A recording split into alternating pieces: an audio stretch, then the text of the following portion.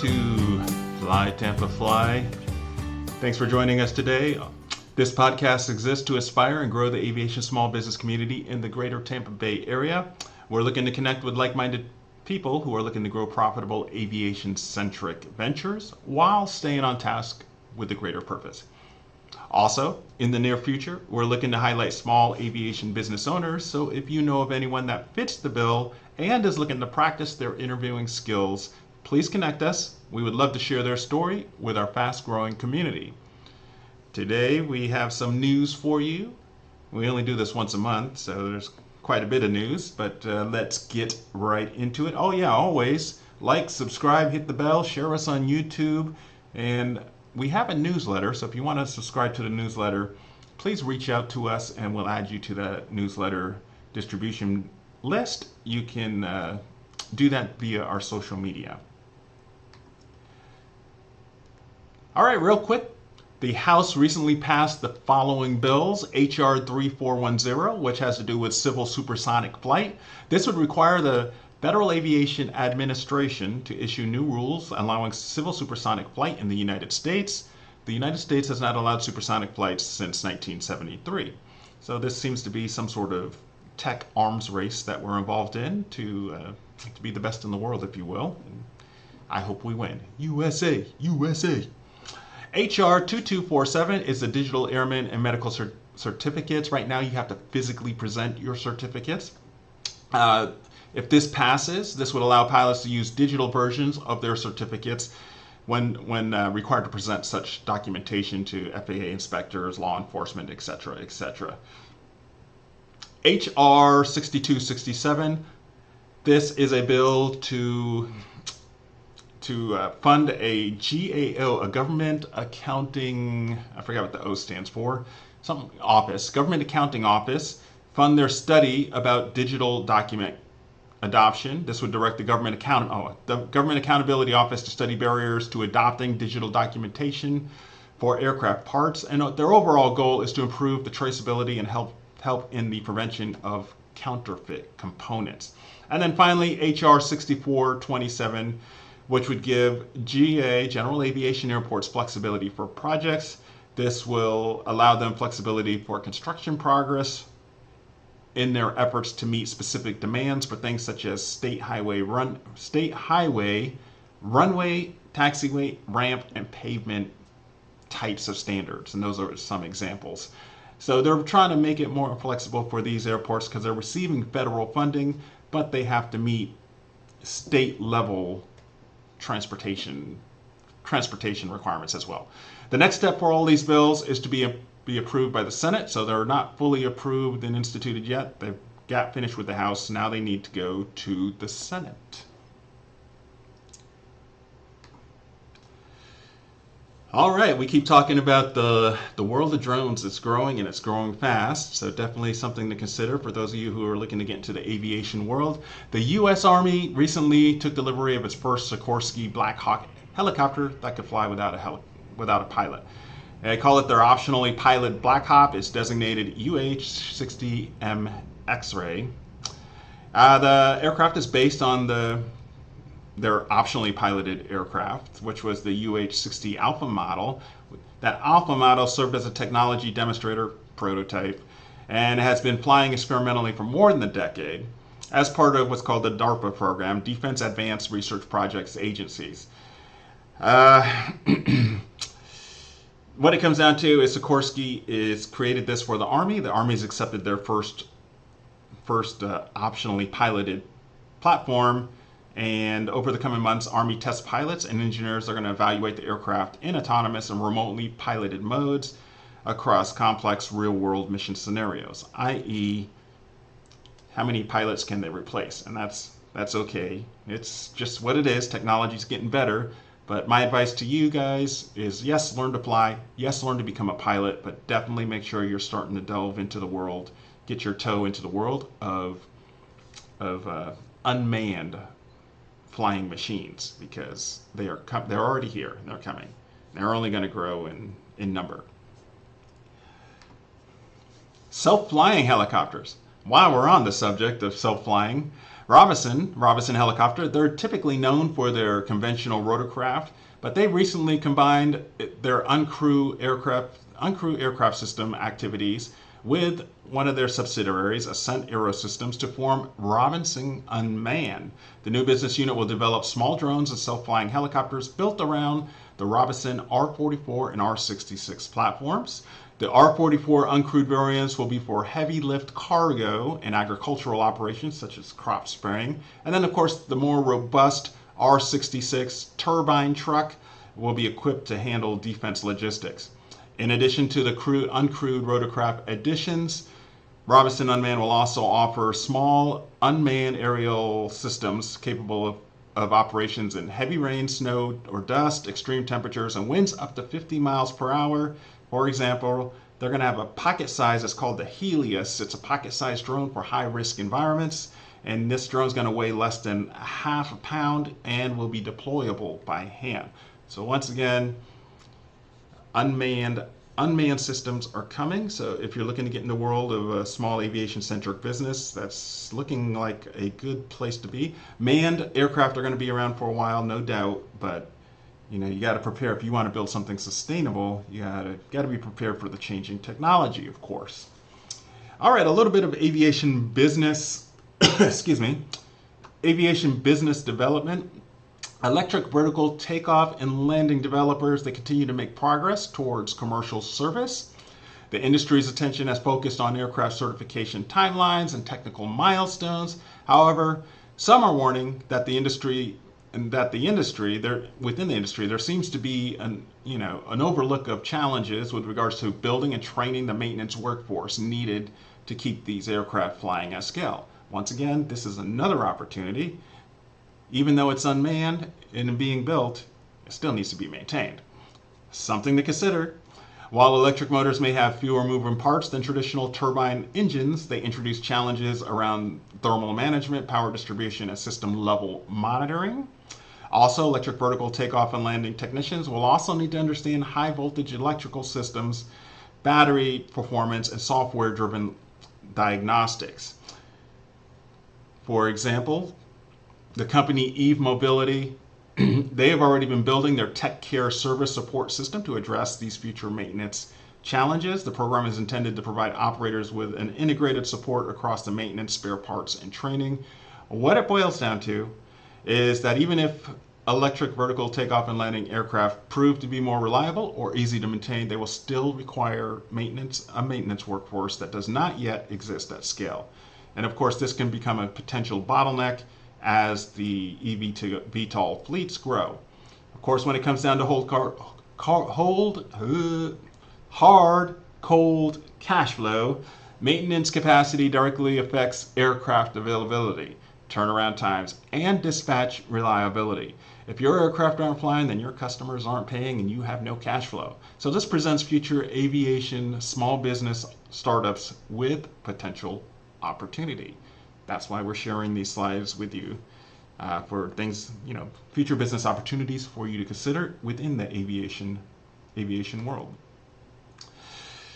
All right here in the world of Florida, we love Florida. Otto Aerospace, they plan to build a production facility in Jacksonville. The city recently issued a permit to Otto for interior demolition of a hangar in Cecil Airport. Otto plans to build over 600,000 square feet of office and manufacturing space by 2032, and this will be dedicated to the production of their aircraft, the Phantom 3500. The plant and offices will occupy 80 to 100 acres of the airport's property. Currently, the company plans to create at least 400 jobs at the airport by the end of 2031. Now, Otto also plans to relocate its headquarters to Jacksonville, so that's going to help bring an economy boost a little bit there, more jobs. In 2025, Jacksonville approved a $20 million incentive package for the aircraft company, so they've already started giving them money. This includes a 20-year, 75% recapture enhanced value grant, so they got a grant to get to recapture some of their money that they've invested. A REV grant is a refund on added tax revenue generated by a new development. Additionally, the state of Florida approved over $430 million, wow, in corporate income tax credits and high-impact performance incentive grants for the company. The first test flight of the Phantom 3500 is planned in 2027, so next year, with certification and deliveries targeted for about 2013. The Phantom 3500 will be a carbon fiber twin-engine jet designed with fuel efficiency, extended range, and reduced emissions in mind. The aircraft is designed to reduce drag by 35% and fuel usage by more than 60% compared to today's traditional business jets. So if you're not necessarily looking to start your own business, but potentially looking for a job in the aviation world, this company Otto is bringing jobs to Jacksonville, so that's potentially a place to work in the aviation industry. Here's electric vertical takeoff and landing stocks. No real additional news to add to this. I didn't really have time this month to add to my notes. I'm sorry. I will try to have better financial news for you guys next month. But it is changing, and people are still investing, and things are happening. The economy is moving, or maybe not moving, but things are happening. Somebody's making money. It's not me. All right, our local Florida company of the month is SayWeather. They're headquartered in Clearwater, Florida. It is not an automated weather observation system or an automated surface observation system. However, SayWeather provides an on-demand advisory weather information over the airport's assigned Unicom or a common tropic air frequency at an affordable price. There's no specialized equipment required in the cockpit, and no aircraft modifications are needed. They produce automatically published weather advisory information via their online service so that an airport's weather can be assessed remotely anytime via a phone, tablet, or personal computers. Pilots can receive up-to-date METARS, airport weather on ForeFlight, and other electronic flight bags, and also access to optional audible weather advisories via custom phone number, and they can connect to the airport weather cameras on the FAA weather camera network. You can also, I already said that. So you can also hear it on their radio, the local radio frequencies of these small airports. It's pretty cool. I've gone to a couple small airports where I could hear it. It's really cool at airports that typically don't have weather. It's definitely a game changer. I've also met one of the owners, the co-owners, personally. A really nice guy, and he's doing great things in the Greater Tampa Bay area. All right, we have some events coming up in the Florida area, April 7th through 9th. There's a safety symposium in Daytona Beach. Sun and Fun. All right, is anybody, who else here is going to Sun and Fun? I'll be at Sun and Fun for one day. I really don't care to go when it's super crowded, but I do like to go at the beginning.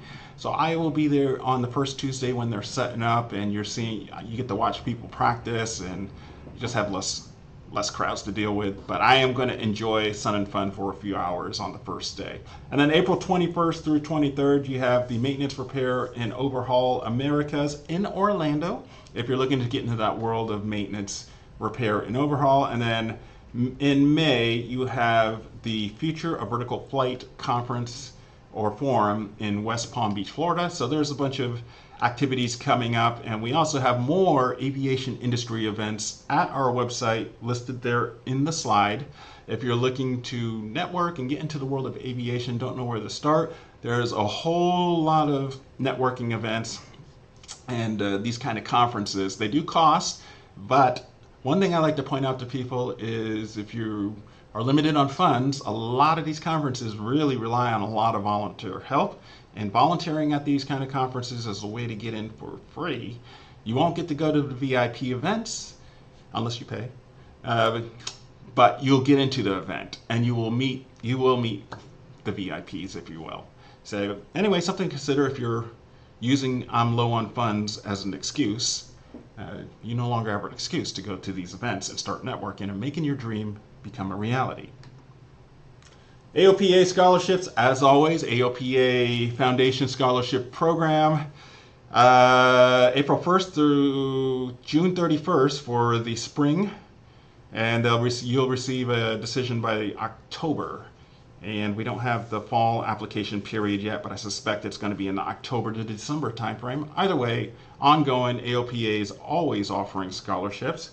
And for those of you who are looking for other scholarships, go to this guy's website, Jamal Larkins. He's created an aggregator of sorts that will point you to different scholarship opportunities, grants, and things like that that can help bring down the cost a little bit if you're looking to get into the world of aviation education.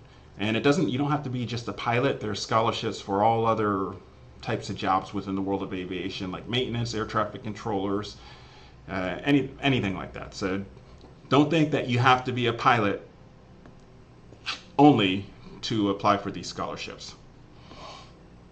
All right, and then as always, we'll list in the description below. We will list a list of general scholarships. We'll put the links below, and you can just go to those places and see if there's anything that you might qualify for. Even if you don't, just put in an application, especially you young folks. Just put in an application. All they can do is say no, and it's good experience. All right, and looking good on time. We flew through that. That was a lot of information. I actually thought I was going to be short. All right. Well, first, we'd like to thank our sponsors. We want to mention our sponsor, Jetline Systems. They provide flight simulation technologies. They're purpose-built computer systems. They run flight simulation systems in any environment, from desktop personal computers to servers running large-scale simulators at some well-known universities and others. Each system is hand-built, stability tested, and benchmarked and optimized to maximize performance and stability with the flight simulation software of your choice. And we also like to give a shout out to our sponsor, Mind My PC. They're a cybersecurity IT sourcing solution for small to medium-sized businesses. Their 24-hour, 7 days a week availability gives you, the business owner, peace of mind so you can focus on what you do best, which is not fix your computer, but whatever your business is. So give my friends at Mind My PC a call. I use all their capabilities on my computers, and they've done a great job over the years taking care of me. So I 100% support them. And then finally, if you're looking to fly, thanks to Skyway Bound Aviation Service, if you are looking to get into the world of aviation, or you know anyone looking to get into the world of aviation, whether it be as a pilot or otherwise, please connect us. We would love to see how we can help them. And that brings us to the end. So we hope you enjoyed today's episode. And we, of course, always invite you to like and follow us on social media. If you want to be on our newsletter, just send us a direct message on social media and we'll connect you. You can also subscribe to our YouTube channel to stay up to date with our latest video content. Tap that bell so you can receive the alerts as we release new content. And remember, boom, right on time. And remember, we totally understand. We're here to support small business in general, but definitely we personally are focused right now on building small aviation-centric businesses. For me, that starts with flight training. But this journey started in 2017. I only gave myself 2 years, but it's 2020-something, 26, and I'm still here. I'm still standing. I'm still surviving. And I am thriving. So for those of you who are looking to get into the world of small business and the world of entrepreneurship, yes, the road is long, the road is hard, but you can do it. So do not quit, do not quit, do not quit. The sky is just the beginning. So get out there and make something happen, and we'll see you